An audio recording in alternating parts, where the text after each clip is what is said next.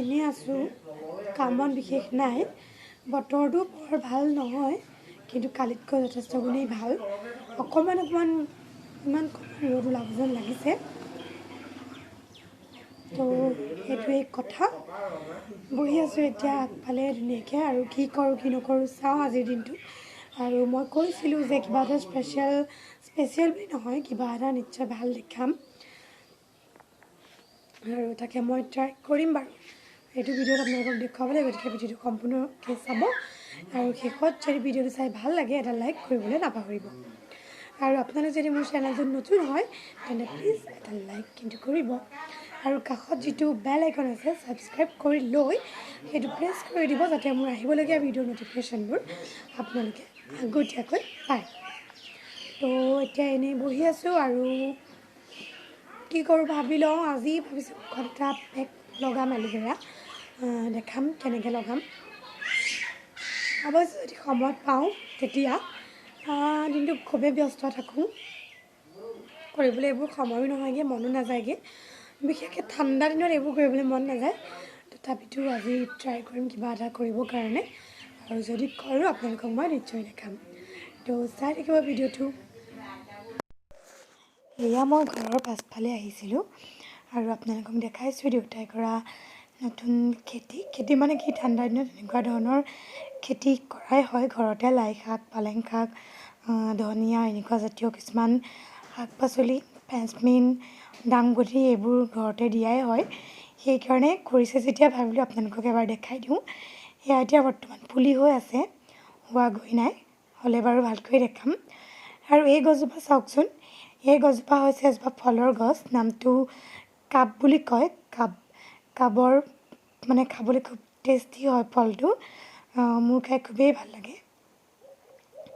আৰু এইফালে আছে এয়া বেঙেনা গছ, বেঙেনা বৰ্তমান এটা দুটা লাগি থাকে, তেনেকৈ খাই থকা হয় আৰু বিশেষ নাই, তেনেধৰণেই। আৰু এজোপা হৈছে এল'ভেৰা, ভণ্টিয়ে ৰুইছিলে, হৈছে এজোপা, তেতিয়া ডাঙৰ হ'লে ভাল হ'ব। আৰু এইজোপা হৈছে ব্ৰাহ্মী শাক বুলি যিটো কয়, আমাৰ স্বাস্থ্যৰ কাৰণে খুবেই প্ৰয়োজনীয়। এই শাকটো আমি সকলোৱে খাব লাগে, আৰু সেই ৰুই থোৱা হৈছে ইয়াত। এয়া মই গা ধুই আহিলোঁ, গা ধুই আহি মই হাত ভৰি সকলোতে অলিভ অইল লগাই লৈছোঁ। যিহেতু ঠাণ্ডা দিন, আমি অলিভ অইল বা যিকোনো বডিত অইল লগাবই লাগে, কাৰণ ছালটো নহ'লে ফাটা ফাটা নিচিনা হৈ যায়। সেইকাৰণে লৰালৰিকৈ মই এইখিনি লগাই ল'লোঁ। তাৰপৰা মই এতিয়া মোৰ স্কিনটোত, মানে মোৰ গাল দুখনত মই এই মলমটো লগাইছোঁ। এইটো মই এজন ডক্তৰৰ পৰা অনা হয়, হোমিঅ'পেথিক দৰৱ। ছালটো খুব ফাটি গৈছিলে মোৰ, সেইকাৰণে মই এইটো গালত লগাবলৈ আৰম্ভ কৰিছোঁ আজিৰ পৰা এমাহমানৰ পৰা, আৰু মই যথেষ্ট উপকাৰ পাইছোঁ। মোৰ স্কিনৰ ফাটাটো অলপ বন্ধ হৈ গৈছে। আন যিকোনো ক্ৰীম সানিলেই মোৰ ভাল হোৱা নাছিলে, সেইকাৰণে মই এইটো আনিবলৈকে তাৰমানে প্ৰয়োজন অনুভৱ কৰি আনিলোঁগৈ, আৰু এতিয়া চলি আছে তেনেকৈয়ে। তো ফ্ৰেণ্ডছ, এইমাত্ৰ গা ধুই আহিলোঁ, আৰু দেখিলে আপোনালোকে মই অলিভ অইল চব সানি মইশ্চাৰাইজ কৰি আহিছোঁ স্কিন। ভাবিলোঁ আপোনালোকৰ লগত ভাষাৰে কথা পাতিলেও, হাঁহিও আমনি কৰি আছে। এইমাত্ৰ যে মই এটা ক্ৰীম লগালোঁ গালত, স্কিনটোত, সেইটো আচলতে নামটো হৈছে তাৰ কেলেণ্ডুলা। এইটো হোমিঅ'পেথিক তাৰমানে ক্ৰীম হয়, মই ডক্তৰৰ থ্ৰুদি আনিছোঁ এইটো। তাৰমানে মোৰ স্কিনটো খুব ফাটিছিলে, একদম ফাটি তাৰমানে বগা নিচিনা চামনি হৈ গৈছিলে। সেইবাবে মোক সেইটো ডক্তৰে ছাজেষ্ট কৰিলে, আৰু সেইটো মই এতিয়া সানি আছোঁ। তো আপোনালোকেও ট্ৰাই কৰিব পাৰে, নামটো হৈছে কেলেণ্ডুলা। সেইটো অৰ্ডাৰ নাপাব আপোনালোকে, যদি আনে তেতিয়া সেইটো পাব আপোনালোকে হোমিঅ'পেথিক ডক্তৰৰ ওচৰতে পাব। আৰু যোৰহাটৰ যদি কোনোবা আছে, তেখেতলোকে কৃষ্ণ দত্তক দেখুৱাব পাৰে, মই তেখেতৰ ওচৰৰ পৰাই আনিছিলোঁ। আৰু এতিয়া ভাত খামগৈ। গা ধোৱা আজি অলপ দেৰিয়ে হ'ল, এতিয়া প্ৰায় 1টা বাজিলে। মই হাঁহিকো ধুৱাই মেলি আজৰি হৈ ল'লোঁ, আৰু মোৰ গাটো ইমান ভাল নহয়, পূৰা চৰ্দি হৈ আছে, আৰু জ্বৰ ফিলিংছ এটা আহি আছে। সেইকাৰণে অকণমান গৰম পানীৰে গাটো ধুই আহিলোঁ। এতিয়া ভাত খামগৈ, তেন্তে ব'লক হাঁহিক এবাৰ চাই লওঁ। হাঁহিকো দেখুৱাই দিছোঁ, এইজনী গা পা ধুৱাই তাইও আজৰি হ'ল। এয়া এতিয়া উৎপাত কৰি আছে, আৰু আজিকালি কি জানেনে, তাই মানে মাটো ফুটিছেতো, সেইকাৰণে এনেকৈ মাম মাম মাম মাম মাম মা এনেকুৱাই কৰি থাকে সেয়া পৰিলে সেইটো পৰিলে জলপানৰ পেকেট আৰু এটা কথা মোক আপোনালোকে যদি কোনোবাই জানে জনাবচোন এনেকুৱা এতিয়া তাই এবছৰ হৈ গ'ল কেমেৰা তুমি ধৰিব নোৱাৰা শুন এবছৰ হৈ গ'ল কিন্তু এতিয়াও তাই চেৰেলেক্সে খাই আছে তাৰমানে ভাতটো নাখায় আৰু একোৱেই নাখায় মই কেতিয়াবা নহয় আৰু 3-4 দিনৰ পৰা মই তাইক ৰেগুলাৰ এটা দিন খুৱাম বুলি ভাবিছিলোঁ সেইকাৰণে মই খুৱাবলৈ চেষ্টা কৰিছোঁ কিন্তু তাই নাখায় কি খুৱাম বাৰু মোক আপোনালোকে জনাবচোন পাৰিলে কোনোবাই যদি জানে নহ'লে বৰ দিগদাৰ কৰিছোঁ আৰু এতিয়াও যদি চেৰেলেক্সে খাই থাকে কেনেকৈ বাৰু হ'ব চাওঁ দে হাই কোৱা হাই কোৱা হাই কৈ দিয়া হাই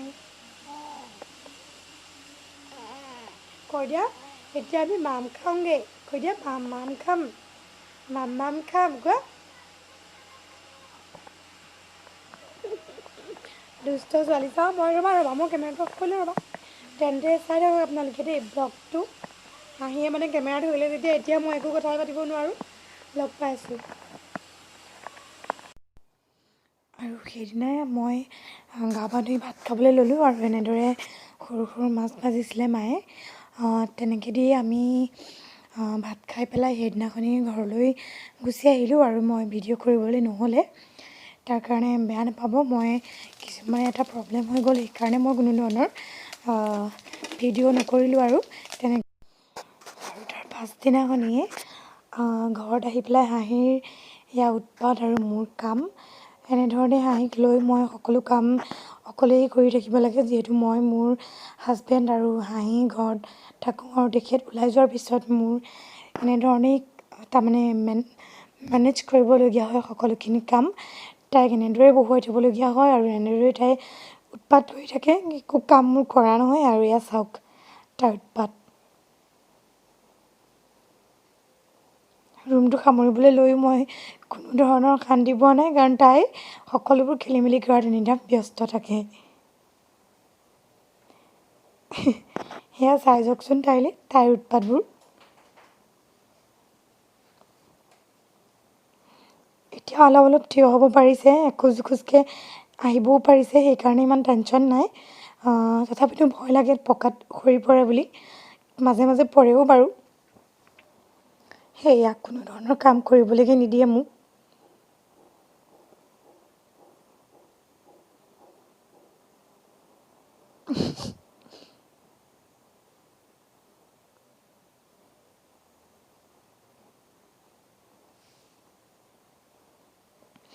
আৰু এটা কথা মই এইখিনিতে আপোনালোকক কৈ থওঁ মোক যদি ব্লগবোৰ চাই আপোনালোকে সঁচাকৈয়ে ভাল পায় তেন্তেহ'লে মোক প্লিজ কমেণ্ট কৰি জনাব আৰু মই কেনেধৰণৰ ভিডিঅ' দিলে কেনেধৰণৰ ব্লগ দিলে আপোনালোকে চাবলৈ ভাল পাব সেই কথাটোও মোক জনাব আৰু এয়া মই কিবাকিবি কৈ আছিলোঁ কিন্তু ভলিউমটো কমাই দিয়া হ'ল সেইকাৰণে মই দেখুৱাবলৈকে নহ'ল এনেধৰণেই কৈ দিছোঁ আৰু মোৰ যদি কিবা ব্লগবোৰত ভুলো হৈছে আপোনালোকে প্লিজ মোক শুধৰাই দিব আৰু আজিৰ ব্লগটো মই ইমানতে